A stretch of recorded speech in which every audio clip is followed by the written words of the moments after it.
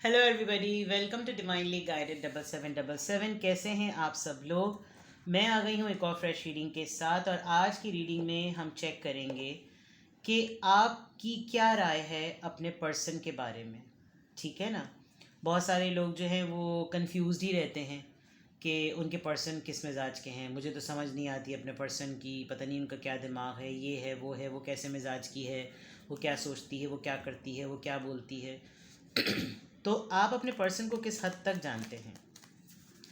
आपका एनालिसिस क्या है अपने पर्सन के बारे में।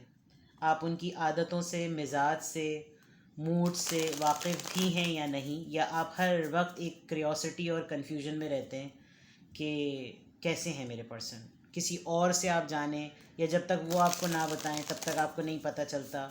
आपकी इतनी ऑब्जर्वेशन स्किल्स ऐसी हैं भी कि आप अपने पर्सन को समझ पाते हैं या नहीं समझ पाते। तो ये उसके ऊपर रीडिंग होगी। टाइमलेस, जनरल और कलेक्टिव है। जब कभी भी आपकी नज़र से गुजरेगी तो ये आपका उस वक्त का मैसेज होगा। मैसेज वही लीजिएगा जो लगे आपको अपनी सिचुएशन से मैच करता हुआ। टैरो में ये मैसेजेस आए हैं, सब अपने ऊपर इम्पोज मत कीजिएगा, और इनकी बेसिस पर कोई फाइनल डिसीजन भी मत बनाइएगा। हमेशा अपनी प्राइवेट रीडिंग लें, मुझसे लें या किसी और से लें, और जब आपको तसल्ली हो जाए कि आपने तमाम इन्फॉर्मेशन गैदर कर ली, तभी आप किसी कंक्लूजन पर पहुँचें। ठीक है, चलिए जी, देखते हैं कि आपका क्या एनालिसिस है, क्या तज्जिया है अपने पर्सन के बारे में। आपकी क्या ऑब्जर्वेशन है या आपका क्या एनालिसिस है अपने पर्सन के बारे में। The devil, Capricorn, 8 of Cups, cancer, Scorpio, Pisces, mother of swords, daughter of swords, princess of swords. ठीक है, क्वीन ऑफ सॉर्ड्स। अच्छा जनाब, 9 of Wands। देखें, आप अपने पर्सन को ना, एक आदत आप में ये है कि आप जिन चीज़ों से आपको इरिटेशन होती है ना, जो चीज़ें आप नहीं चाहते कि किसी में भी हों, वो कमबख्ती से आपके पर्सन में मौजूद हैं। ठीक है, फॉर एग्ज़ाम्पल मुझे ऐसा लग रहा है कि मैं आपके पर्सन का एनालिसिस जो आपके थ्रू कर रही हूँ, सबसे पहले तो मुझे आपका मिजाज पता चल रहा है। कैसे? आप एक फ्री स्पिरिट पर्सन हैं। आपको अच्छा लगता है कि आपकी ज़िंदगी में कोई हो, लेकिन कोई च्युइंगम की तरह आपकी ज़ात से चिपक जाए, ये आपको पसंद नहीं है।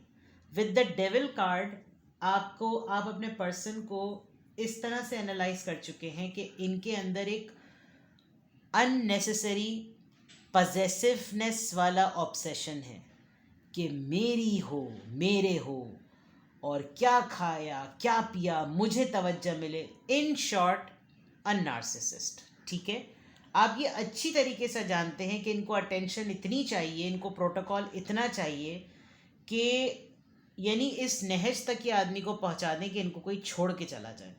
और हरकतें इनकी ऐसी ही होती हैं कि इनको लिटरली छोड़ के चला जाए कोई, और आप मल्टीपल टाइम्स इनके साथ ये चीज़ कर भी चुके हैं। बट ये घूम फिर कर चिप्पू होकर कहीं ना कहीं, जब इनको बिल्कुल लास्ट नहज वो लगती है ना कि अब तो बेटा बम फटने वाला है, तब ये फ़ौरन आपके साथ एसोसिएट हो जाते हैं, क्योंकि तब ये आपका मिजाज देख लेते हैं कि अब अगर मुझसे पंगा लिया तो फिर अंजाम नंगा। ये आप मल्टीपल टाइम्स कर चुके हैं। दूसरा ये कि आप अपने पर्सन को, इनको नाराज़ बहुत अच्छा होना आता है। इनके लिए सबसे दुनिया में आसान काम है फ़ौरन मुंह बना के बैठ जाओ, फ़ौरन नाराज़ हो जाओ, और अपनी एक बात को ऐसे पकड़ के बैठ जाओ कि बस यही वो जन्नत की कुंजी, अल्लाह माफ़ करे, जो मुझको पहुंचाएगी जन्नत में। बस ऐसी चीज़ को पकड़ के बैठ जाओ विद द 9 of Wands। ये आपको खून थुकवा देते होंगे, और आपकी भी जिद हो जाती होगी। तो यानी अगर मैं कहूँ कि आप अपने पर्सन का एनालिसिस क्या करते हैं, या आप अपने पर्सन को कितनी कितनी कीनली ऑब्ज़र्व कर सकते हैं, ये नज़र आ रहा है, क्योंकि ये आपके साथ हरकतें करते हैं। तो आप अपने पर्सन को कितना जानते हैं, ये हरकत और सकनात हैं आपके पर्सन की। जिनसे आप मोहब्बत में हैं, जिनसे आप रिलेशनशिप में हैं, या जो आपके माइंड में है, जिसको रख के आप ये रीडिंग देख रहे हैं, उनका ये मिजाज है। ठीक है, क्या एनालिसिस है? अगर कोई आपसे पूछे कि भाई तुम्हारा पार्टनर कैसे मिजाज का है, तो आप उसको क्या बताएंगे?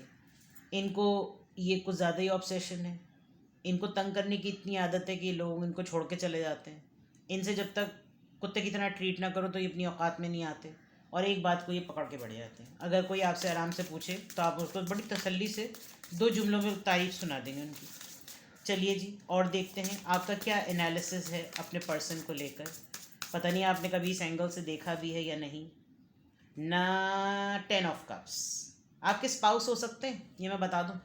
10 ऑफ कप्स आया है, इसको ऊपर कर देते हैं ज़रा। ऊपर नहीं हो रहा, चलो तुम ऊपर हो जाओ। 10 ऑफ कप्स फैमिली मेम्बर हैं, आपके कज़न मैरिज हो सकती है, आपके फैमिली में से हैं, रिलेटिव हो सकते हैं कोई, और आप किसी क्लोज पर्सन को फैमिली फ्रेंड में से हैं, मोहल्ले में आपका इश्क लड़ा था कहीं, ये भी हो सकता है। 2 of pentacles, Taurus Virgo Capricorn, decision making की कमी है। Daughter of pentacles, alright. The empress, जब तक ये आप इनके गर्लफ्रेंड बॉयफ्रेंड थे तब तक ये आपको बड़ा अच्छी तरह ट्रीट करते थे। 2 ऑफ सोर्ड्स, यस। जैसे ही आप इनके साथ ऑफिशियल रिश्ते में आए, अगर तो आ गए हैं, तो आपको लगता होगा आपका दम घोट रहे हैं। 2 और 2, कन्फ्यूजन भी अपनी जगह है और जगलिंग भी अपनी जगह है। कमिटमेंट इश्यूज इनको बहुत है, सारी दुनिया को ये बावर कराना कि तुम मेरी हो, लेकिन आपका इनको खुद से इनको कंफर्म करना तो कहना समझ नहीं आ रहा रिश्ता क्या है हमारा। प्लस विमेन इन्फ्लुएंस बहुत ज़्यादा है आपके साथ, आपके ऊपर को डिपेंडेंट बहुत ज़्यादा हैं, इसीलिए आपको बावर और फील, आपको पता है कि ये आप पे को डिपेंडेंट है। With the queen of pentacles you clearly know कि ये आपके ऊपर बहुत ज़्यादा को डिपेंडेंट है। फाइनेंशियली भी को डिपेंडेंट है, आपकी पोजीशन बहुत ज़्यादा स्ट्रांग है बिकॉज आप बहुत ही ज़्यादा नर्चरिंग और ग्रोथ ओरिएंटेड हैं। आप हेड ऑफ़ द फैमिली और ब्रेड अर्नर हो सकते हैं आप, और ये चीज़ें हैं, बट इनको लगता है कि बीवी ना बनो, मंगेतर ना बनो, शौहर ना बनो, और रिश्ता ना बनो, वो रहो जिससे रिलेशनशिप में चार्म रहे। अरे चार्म के बच्चे, खैर द पॉइंट इज़ कि मतलब आप अच्छी तरह से जानते हैं कि इनको सोशल प्रेशर भी बहुत ज़्यादा है। दुनिया देखे कि हाँ भाई फैमिली भी है, मेरी गर्लफ्रेंड भी है, मेरा बॉयफ्रेंड भी है, मेरा रिश्ता भी है, लेकिन जब पर्सनली कुछ पूछो तो इनको कन्फ्यूजन है। आपका एनालिसिस बिल्कुल क्लियर है, you are very much confirm about your person's हरकतें। ठीक है, बहुत दफ़ा आप दोनों के दरमियान कॉन्फ्लिक्ट इस वजह से भी हुआ है कि आपके पर्सन ने आपको कोई फाइनल क्लोजर नहीं दिया। आपने जब कभी भी उनसे कोई कमिटमेंट की क्लोजर की बात की, हमेशा कन्फ्यूज़न में पड़ जाते थे, करूं या ना करूं। इनकी फैमिली में कोई 2 फीमेल इन्फ्लुएंसेस भी बहुत ज़्यादा हैं, जिसकी वजह से इनकी बड़ी टट्टी जाम होती होगी, और उस वजह से भी इनको लगता होगा कि हाँ भाई मामला बड़ा गड़बड़ है, मैं मानूँ या ना मानूँ। And if you will say कि चलो ठीक है, कोई कमिटमेंट वाली बात नहीं करते, मेरे साथ रहो, बड़े खुश होंगे ये इस मामले में।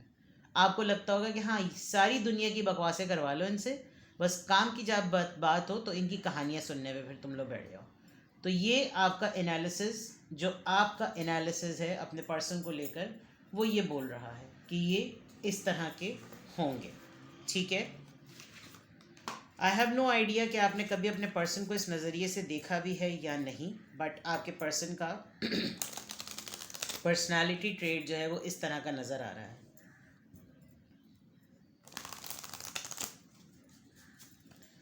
आपका एनालिसिस अपने पर्सन के टूवर्ड्स,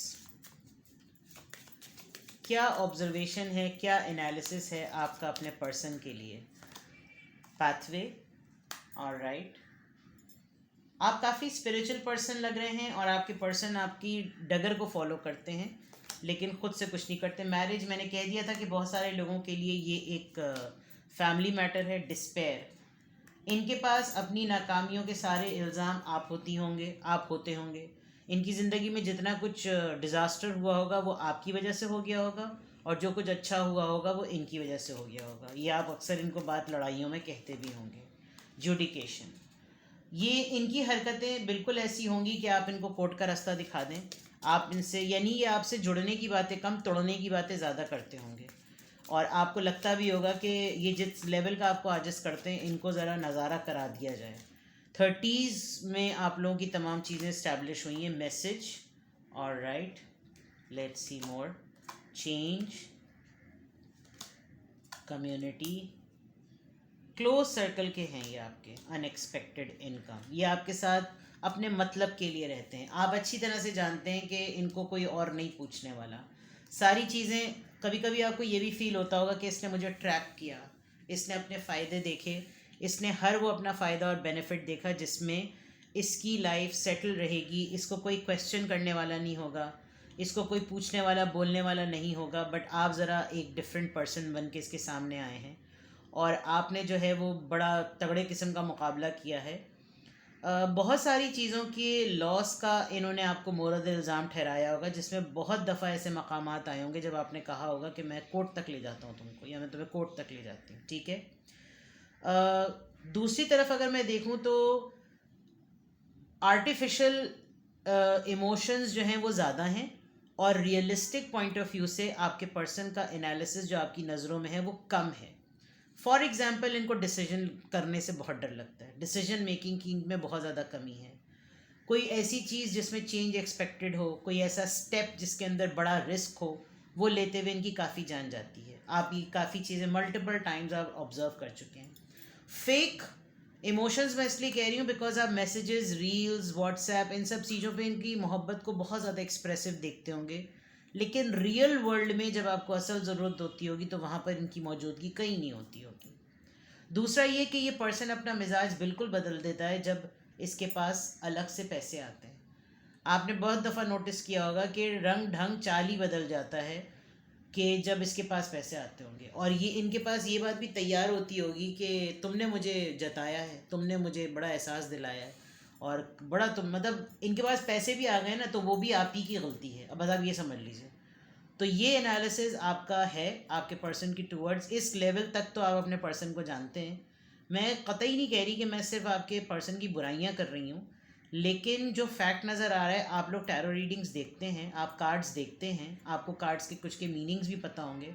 आप खुद देख लें कि कोई भी कार्ड जो है वो अपनी जगह खुद बोल रहा है कि वो सेल्फ एक्सप्लेनेटरी है कि वो कार्ड क्या बात कह रहा है। अब ज़ाहिरी बात है, आपने एक पर्सन के साथ वक्त गुजारा है, आप एक पर्सन के साथ ज़िंदगी गुजार रहे हैं, अगर तो आप मैरिज में हैं, और एक ऐसा रिश्ता जो कि आपको कोर्ट जुडिकेशन का रा की तरफ ले जाए, उसमें कितनी सदाकत होगी।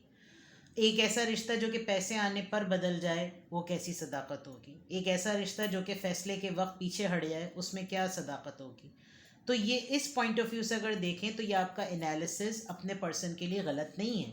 हाँ, ये अलग बात है कि वो डोमिनेंट इतने हैं कि आप इनको ये बातें बता नहीं सकते। ये तो सिर्फ हम ऑब्जर्वेशन की और एनालिसिस की बातें कर रहे हैं। डोमिनेंट कैरेक्टर इतना स्ट्रॉन्ग है कि आप उनको कह नहीं सकते कि आप जो हैं वो इतने पजेसिव हैं। अगर आप उनको ये बोलेंगे ये क्या है कि तुम्हारे अंदर इतना पोजेशन है, तो बोलेंगे लोग तो तुम मरते हैं इस चीज़ के लिए और तुमको तकलीफ़ हो रही है। यानी आप उनसे शिकायत भी नहीं कर सकते।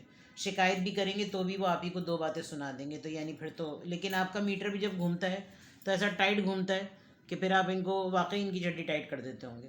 ठीक है जनाब, तो ये है आपके पर्सन का एनालिसिस, आपकी अपने नज़रिए से, आपके अपने तज्ज़िये से, आपके अपनी ऑब्जर्वेशन से।